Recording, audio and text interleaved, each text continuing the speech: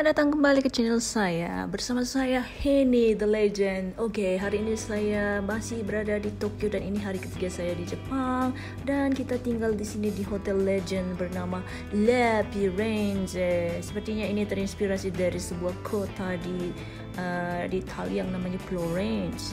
Oke, kita naik bus sekarang menuju salah satu stasiun di Tokyo yang menuju Asakusa. Kita akan mengunjungi beberapa atraksi di Tokyo seperti Kuil Sensoji ya. Karena saya penyuka atau penggemar temple, jadi ini adalah tujuan utama saya. Oke.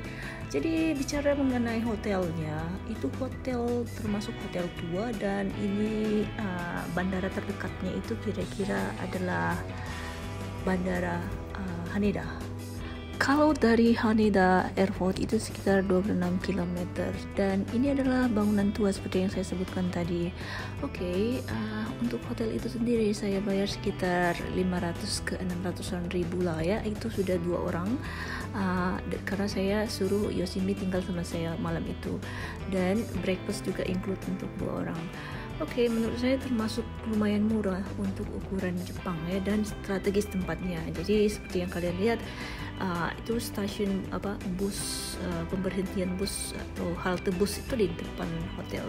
Jadi gampang untuk menuju ke stasiun-stasiun yang akan kita tuju. Nah, bus yang sekarang kita tumpangi ini akan menuju stasiun ini. Kita sudah sampai. Karena kita sudah check out hari ini, jadi saya bawa cover legend saya ini lagi ya. Ini selalu memberikan warna dalam hidup saya. Tapi saya masih semangat ya, semangat pagi. Walaupun tadi malam saya tidak bisa tidur. Karena saya tidak terbiasa tidur di tempat asing gitu. Walaupun itu hotel senyaman apapun, it's very difficult for me. I don't know why it's very hard. Saya sengaja berdiri di depan, saya mau lihat pemandangan dari depan. Nah, lokomotif ini cukup menarik buat saya ya. Saya suka yang namanya motions. Dan itu saya suka dengan kondekturnya because ini walaupun kereta tua tapi tampilan daripada kondekturnya itu sungguh rapi ya, lengkap dengan sarung tangan putih. Itu memberikan kesan bersih dan profesional. Hal yang paling mencolok yang saya perhatikan di Jepang adalah apapun pekerjaan yang dilakukan oleh seorang Jepang, mereka melakukannya dengan sangat serius ya. Jadi merasa itu tanggung jawab besar buat mereka dan itu membuat Jepang mungkin sebagai negara yang bukan asal ya, bukan kaleng-kaleng. Kalau di negara kita seperti apa ya kira-kira? Coba kalian kasih komen.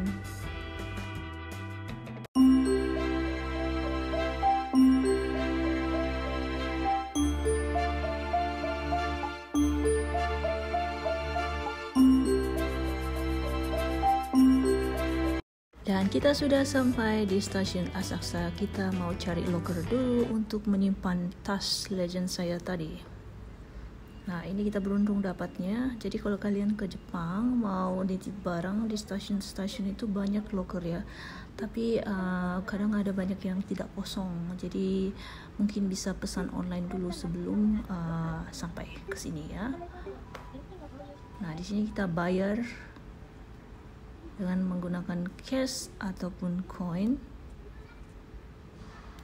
Nanti sisa atau kembaliannya nanti keluar dari itu ya. Jadi kalian tahu sendiri kan kalau di Jepang itu semuanya kebanyakan otomatis.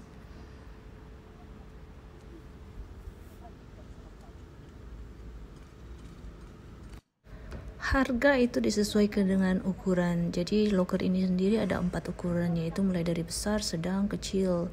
Jadi harga yang paling besar itu adalah 100 yen atau sekitar 100 ribuan lah ya. Terus 700 yen yang ukurannya kurang lebih 104 cm gitu. Terus 600 yen, 500 yen, 240 dan 400 yen itu per hari ya. Kita sudah sampai di Asakusa dan mulai memasuki area kuil, dan di sini saya melihat pemandangan yang tidak mengenakan karena ada 2 anak yang main-main air di Temijuya. Temejuya ini adalah tempat seperti penyucian diri sebelum masuk ke kuil. Kalau di Islam mungkin ini seperti ambil air wudhu gitu ya. Tapi yang buat aku geram itu adalah si ibu yang melihat itu biasa aja. Orang lain sudah menunggu, sudah banyak turis yang menunggu, dia biasa aja. Seakan-akan itu adalah milik sendiri dan mohon maaf ya Bu, itu bukan kolam renang yang airnya dipercik-percikin gitu. Masuk ke kuil Sensoji ini adalah gratis. Kuil ini juga sering disebut dengan kuil Asakusa Kanon. Kalau kalian tahu, Jepang itu kan identik dengan agama Shinto. Nah, tapi kuil ini adalah kuil Buddha. Kalau legenda mengatakan bahwa itu pada tahun 628 ada dua bersaudara ini lagi mancing. Terus mereka dapat patung Kanon. Jadi patung Kanon ini disebut juga dengan Dewi Belas Kasihan ya, dari Sungai Sumida katanya. Dan katanya meskipun mereka meletakkan patung itu kembali ke sungai, patung itu selalu menghadap ke mereka. Jadinya Sensoji dibangun di dekatnya untuk Dewi Kanon. Jadi kuil ini selesai pada tahun 645, menjadikan kuil ini adalah kuil tertua di Tokyo. Di sini kita melihat ada Temejuya, yaitu tempat untuk penyucian diri sebelum masuk kuil, yaitu dengan membersihkan mulut dan tangan. Membersihkan mulut itu supaya kita tidak berucap kata-kata yang tidak bagus ya. Dan membersihkan tangan itu untuk menghindari kita untuk berbuat hal-hal yang tidak bagus. Jadi bentuknya seperti itu karena adanya corona sebelumnya. Kalau kata teman saya itu bentuknya dulu nggak seperti itu ya. Airnya.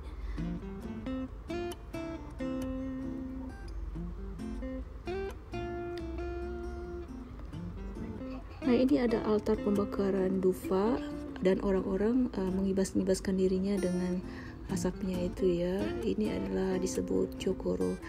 Biasanya orang percaya dengan menggunakan asap-asapnya itu memberikan efek penyembuhan, dan juga katanya kalau kita arahkan ke arah kepala itu membuat orang berpikir jernih atau pintar.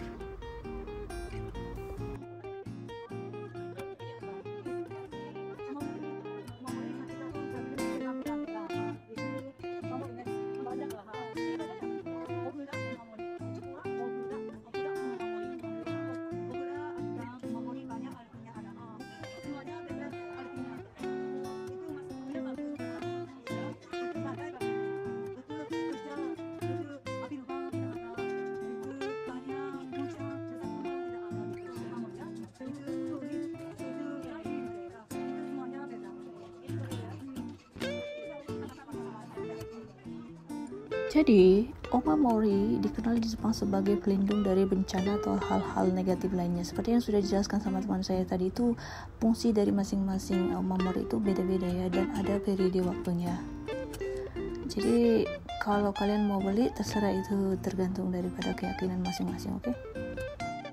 Omamori ini dikenal sebagai barang keramat yang mana para dewa, ada dewa-dewa tertentu atau kekuatan mistis tertentu berdiam di dalamnya. Jadi ini nggak boleh diperlakukan secara sembarangan. Yang ini bukan simbol Nazi ya, pada bendera Nazi itu. Ini lebih kepada kalau bahasa Sanskertanya disebut dengan swastika, yang biasanya artinya kondusif untuk kebaikan atau kesejahteraan. Ini disumbangkan oleh perusahaan sake, yang kalau teman saya sake itu adalah alkohol, biasanya juga dipakai untuk penyucian diri ya. Tapi saya kurang yakin bagaimana penggunaan daripada sake ini di sini, atau itu hanya simbol saja mungkin ya.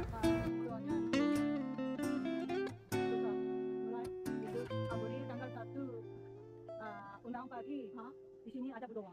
Oh, oke. Oke, ini pengumuman gitu. Oh, siapa sih? Ya, pengumuman. Ya, oke. Ini omikuji. Omikuji itu apa? Ya, omikuji 1 tahun bagaimana bisa hidup. Itu uranaya. Mikuji itu adalah sejenis ramalan random ya, yang bisa kita pilih. Jadi nanti kita lihat ada ramalan setahun ke depan.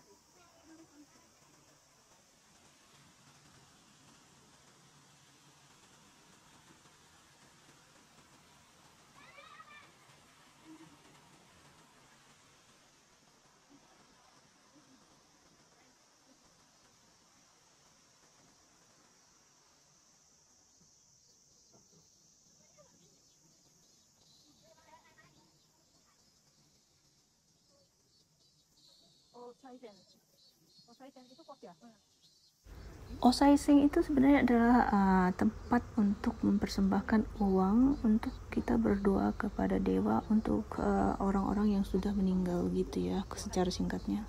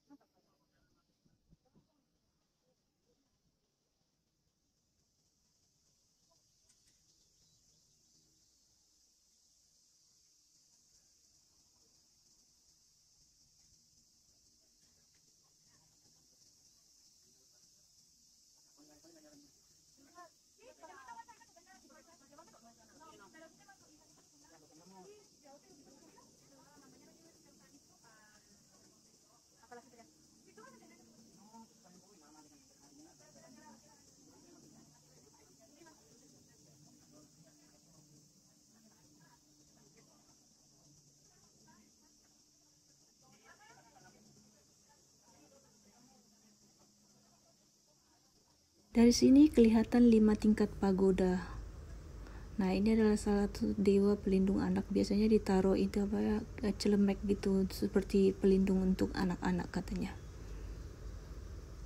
Nah, sekarang kita juga melihat Yokodo. Itu dia bangunan itu, dan kita masuk sekarang. Ini adalah tempat berziarah untuk agama Buddha juga, dan biasanya nanti itu ada kertas bertuliskan nama kuil dan hari berziarah yang dicap dengan beberapa stempel. Jadi ini seperti kenang-kenangan buat kita kalau kita sudah ada bukti bahwa dulu kita datang ke sini di tahun 2023 mengunjungi atau berziarah ke sini.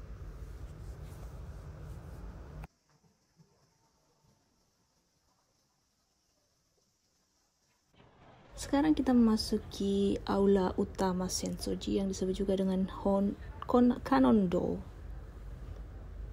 Ini bangunan utamanya. Setelah melewati gerbang Hozonmon, ini dibangun pada tahun 1651 dan dihancurkan pada Perang Dunia Kedua dan dibangun lagi pada tahun 1958. Jadi dalamnya ini ada gambar Dewi Welas Asih atau Kanon yang berwarna keemasan yang sedang orang sembah sekarang ya. Jadi orang melemparkan koin ke dalam kotak di depan. Nah, di depan itu ada juga dupa dalam altar yang orang akan kibas-kibaskan ya juga. Dan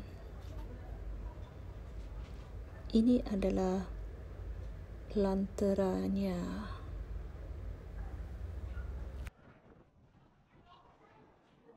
Nah, di depan itu adalah gerbang Hozomon, yang mana di sana juga ada lantera yang besar, paling besar, yaitu sekitar 700-an kilo ya. Kata teman saya, lantera ini bisa kadang-kadang kosong karena proses pembuatannya itu agak ribet ya, dan dibuat di Kyoto biasanya. Dan yang aku dengar, lentera besar ini merupakan pemberian dari Matsushita Denki atau perusahaan Panasonic, pendiri dari perusahaan Panasonic. Nah, ini sekarang kita sudah berada di gerbang Hozomon.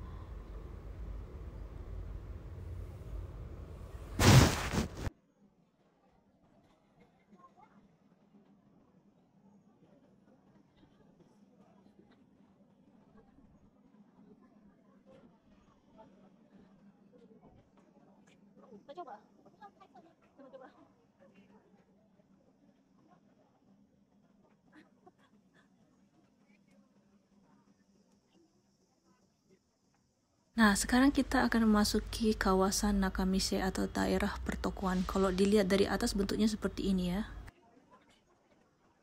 Nakamise adalah jalan perbelanjaan paling terkenal di Asakusa. Jalan ini terbentang sepanjang 250 meter pada pendekatan utama ke Kuisen Shoji. Dan di kedua sisinya terdapat toko-toko yang menjual souvenir tradisional, makanan ringan, dan manisan. Jalan ini sebenarnya berada di properti kuil sehingga dimulai dan diakhiri dengan gerbang kuil. Di ujung selatan adalah gerbang luar Kaminari Mon. Dan di ujung utara tadi adalah gerbang Hozomon. Di antara kedua pintu gerbang tersebut terdapat 89 toko dengan 54 toko di sisi timur dan 35 toko di sisi barat. Nakamise ini adalah sebenarnya nama tradisional yang diberikan untuk jalan perbelanjaan di lingkungan kuil. Jadi bukan satu-satunya Nakamise di Jepang ya. Namun ini Nakamise juga tertua di Jepang.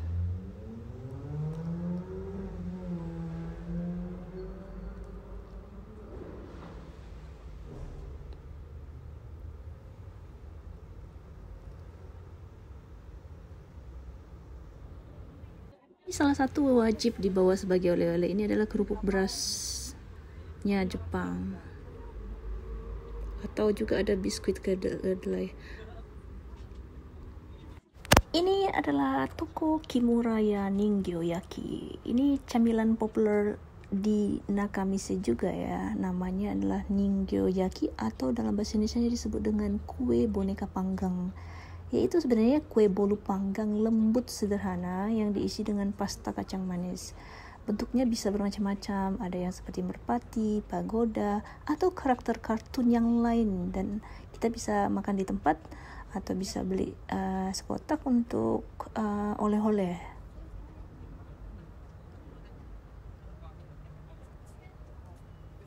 Jadi oleh-oleh ini bisa bertahan sampai seminggu juga masih segar ya.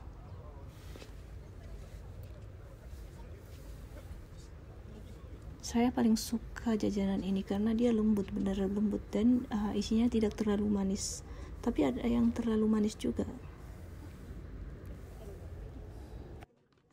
Ini yang mirip pagoda 5 tadi, tingkat 5. Kamiya, saya tidak tahu apa itu Kamiya. Ya, jadi dalamnya itu adalah pasta kacang manis, kacang merah.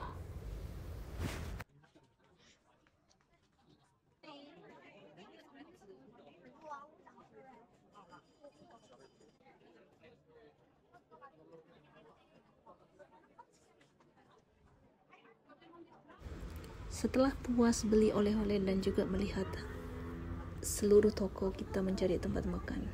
Karena cuacanya sangat panas, saya banyak minum, dan minum bir di sini sangat nikmat sekali ya. Dan saya paling suka dengan ramen di Jepang, itu original banget rasanya, nggak ada yang mengecewakan.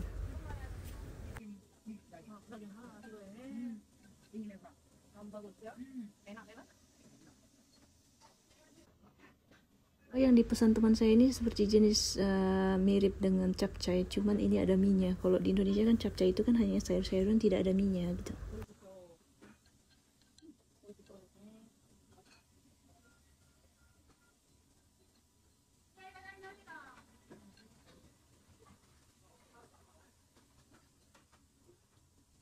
Setelah selesai makan, akhirnya kita kembali lagi ke stasiun untuk mengambil koper legend saya itu, yang berat itu, yang isinya aku pun nggak tahu apa isinya, apa yang aku bawa dari Malaysia.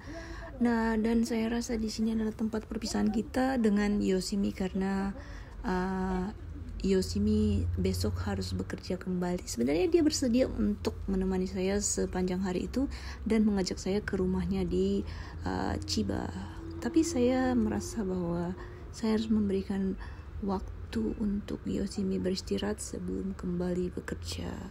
Jadi saya sangat berterima kasih kepada teman saya ini karena orangnya sangat baik dan fully 100% support kita jalan-jalan di sini ya. Saya ambil Shinkansen menuju Kyoto, jadi saya akan putuskan menginap di Kyoto hari ini.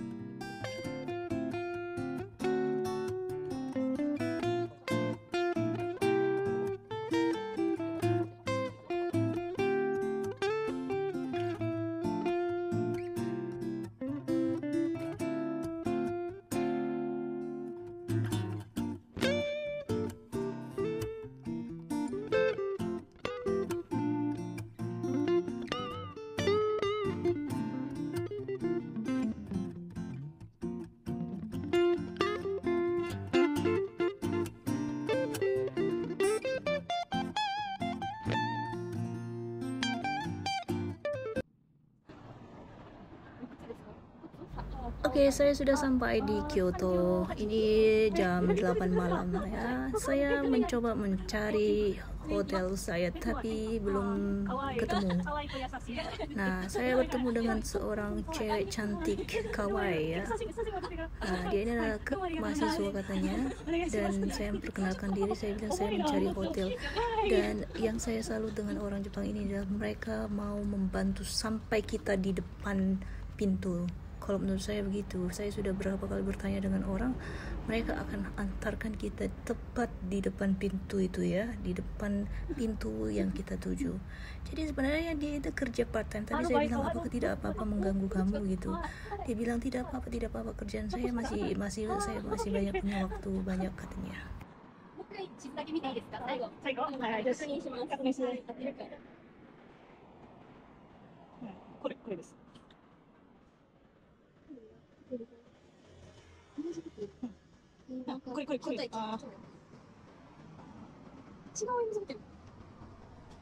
正しいと思います。合ってますかね。エムズ、ここもエムズなんですけど。はいはいはい。この名前はエムズホテル京都ステーションだろうや。これの名前。タルヤ。